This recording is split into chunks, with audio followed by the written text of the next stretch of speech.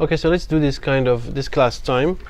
First of all, we need to create a new project. Well, then I created it, and then with a new class inside that project, I'm going to call time. So in that time, I have 3 instance variables: hour, minute, seconds. Let me just put that. And actually, the good practice is to put them all as private. I can put them all in one line or in each line. It doesn't really hurt. But actually, the practice just generally, each one of them is going to be put into a different line. Generally, NetBeans works better that way. Actually, if you do this kind of generate the getters and setters, it works better when you have these different in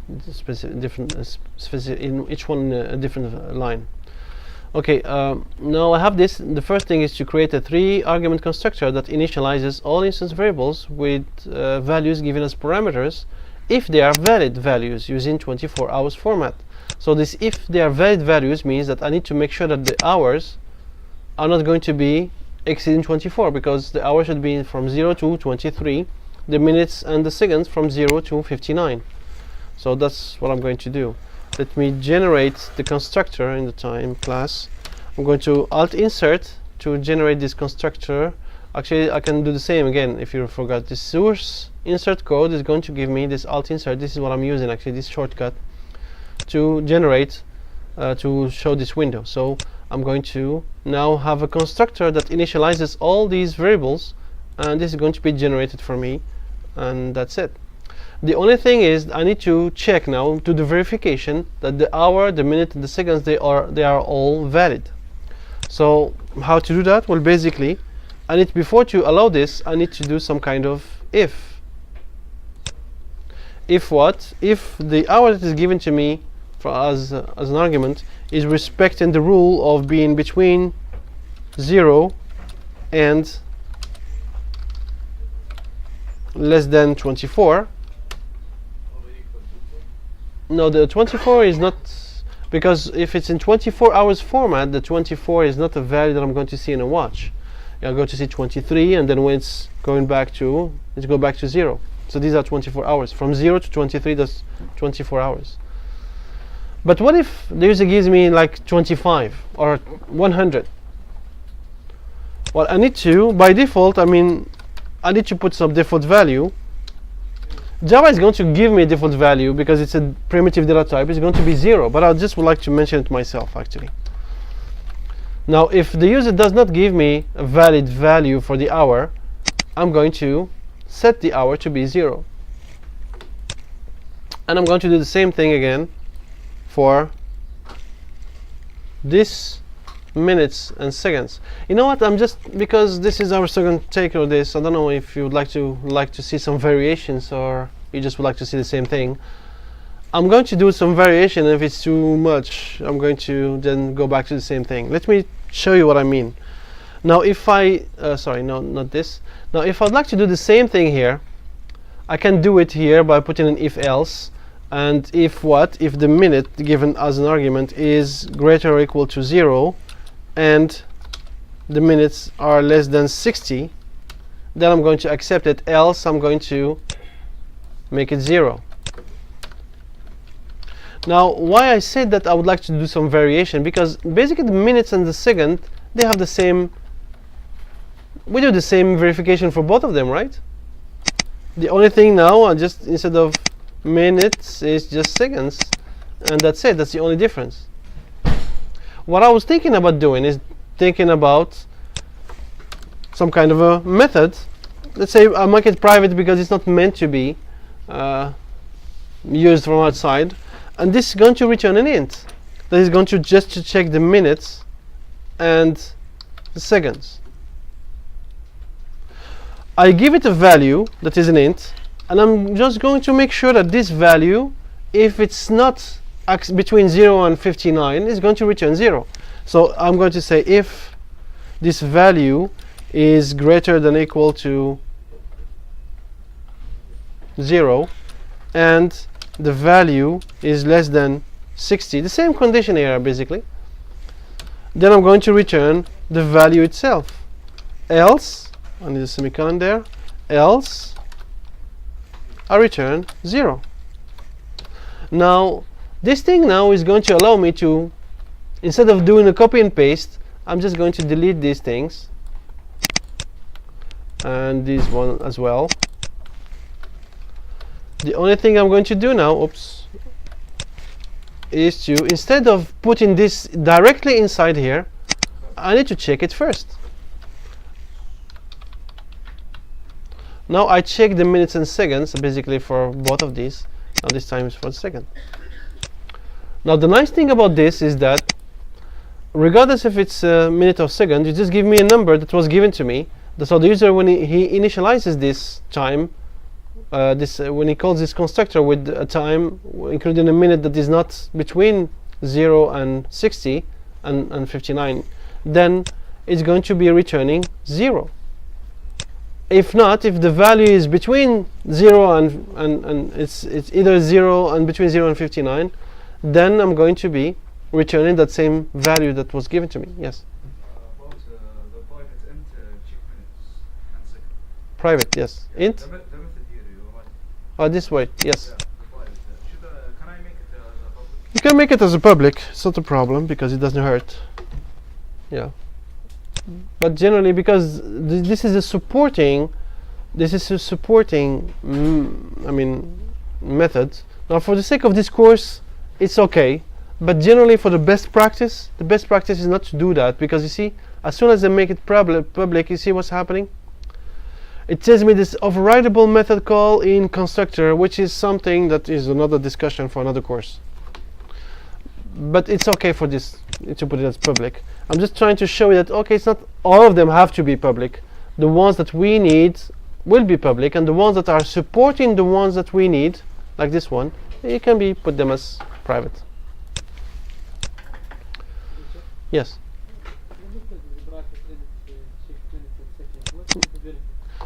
Just instead of having copy and paste here, I put it in one place, and then I'm using it 2 times.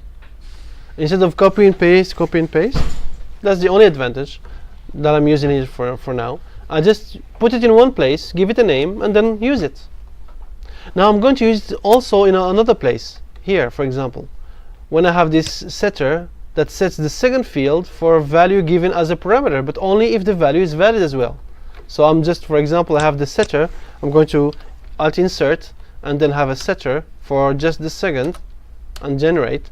Now this thing, I'm going to do exactly the same thing as this thing. So which means if the user gives me the second, I'm going to check it, and then I'm going to store only the value that is verified, that respects the condition. And that's another, you see the advantage? I'm using it in 3 places instead of doing a lot of copy and pasting of a code. Now if I'd like to change the way this works, for example, I don't like it to be less than 60, I want to make it clear, I would like to make it less than or equal to 59. I didn't change much, right? But if I did not have a method like this, I wanted to change them all, I will have to change them in 3 different places, right? Now the advantage of this is basically just you have one place to change, and it's going to be applicable to the others. That's why this is useful. Is it okay? Are you happy with this one? Yeah. So now we've done this thing, the constructor. Let's do a toString that is going to return the time as 12 hours format. Now the 12 hours format is the one where we don't have hours above 12, which means now if I'd like to insert a toString, I'm going to make it public string toString, no arguments, and then this is going to return something. Return what? Well, basically it depends. I'm going to put an if else. If the hour is greater than 12, I need to return something else. I need to return something else. Why? Because the minutes and seconds doesn't change from a 12 hours format or 24 hours format. What changes is just the hours. Now if the hours are above 12, I'd like to return something like 12 minus the hours, right? Actually no, because hours going to be 23, for example. 12 minus 23 is going to give you a negative number, so it's better to do the opposite. because hour is bigger than 12, so we need just to take 12 from the hours, and then this becomes like the number of hours. Before that I can, for example, maybe because it's greater than 12, it's going to be PM anyways, so I make PM and then hour minus 12, and then I add the rest. The minutes and seconds are not going to change, plus, and do something like this, for example, and then plus the seconds. And if it's not greater than 12, what I need to return is it's AM now. I don't need to subtract anything and just display them as they are. Now let's try that, because we have now this toString. We can try that. Let me create a new instance of time, and let's just put like 23, 50, 59. And now if I display this T, what I'm going to see is this is PM. Before doing that, I should maybe check that if I put give a wrong value, like these ones, like you see, these ones are all going to be now wrong, I just going to make them back to 0.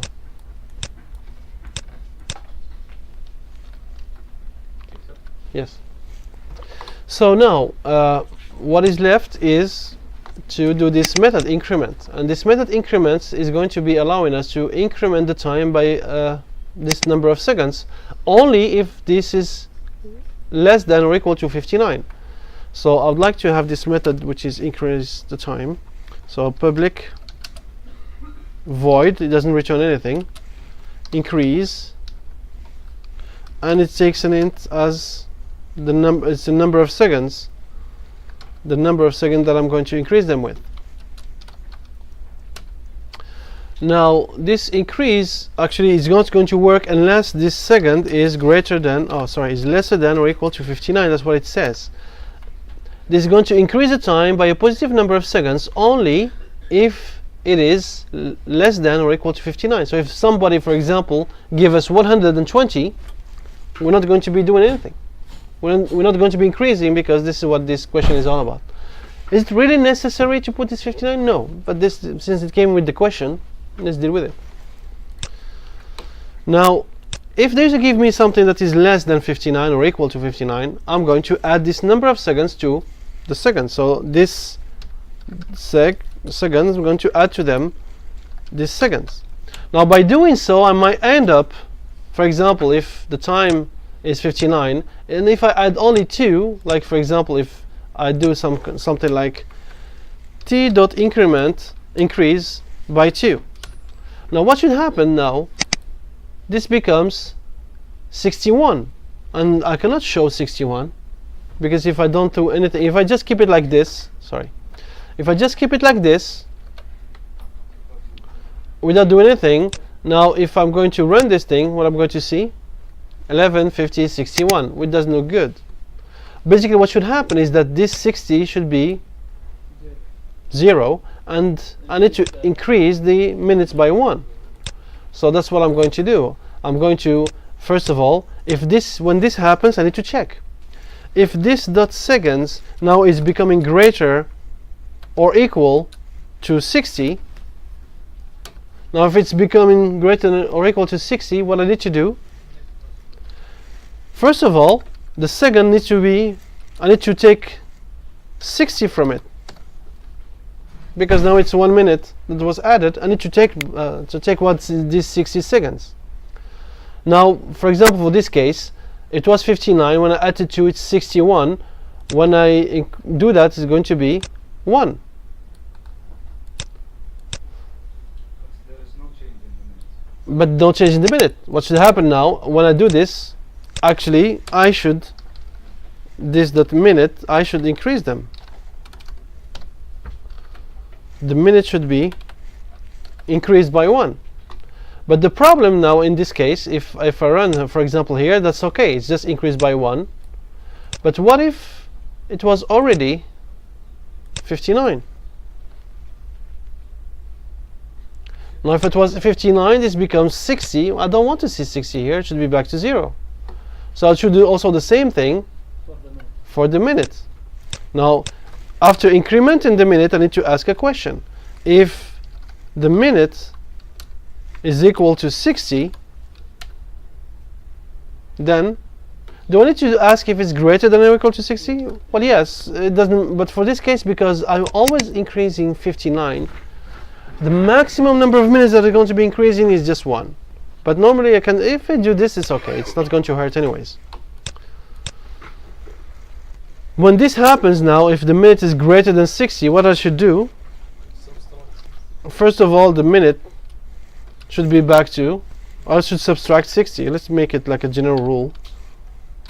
This general rule is going to be applicable for everything. And then, but if I go back to 0, I need to increment the hour.